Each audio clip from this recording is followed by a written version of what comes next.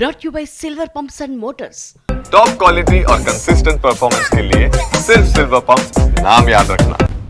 ఈ కష్టం పగోడికి కూడా రాకూడదు అంటున్నారు వైసీపీ నేత పోసాని కృష్ణమురళి. బాబోయ్ ఏంటి నాకు ఈ టార్చర్ అంటున్నారు ఆయన.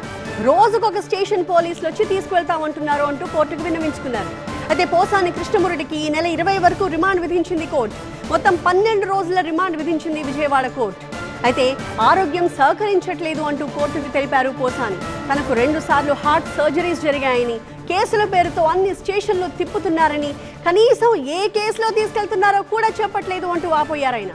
నడవలేని స్థితిలో ఉన్నాను అంటూ కోర్టుకు విన్నవించుకున్నారు పోసాని. అయితే పోసాని స్టేట్మెంట్ని రికార్డ్ చేసింది కోర్టు.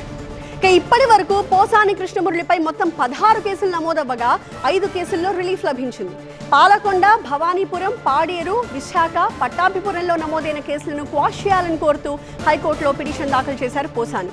ఇంకొక వైపు ఓబలవారిపల్లి, నర్సరావుపేట, ఆదోని కేసుల్లో రిమాండ్ కంటిన్యూ అవుతోంది.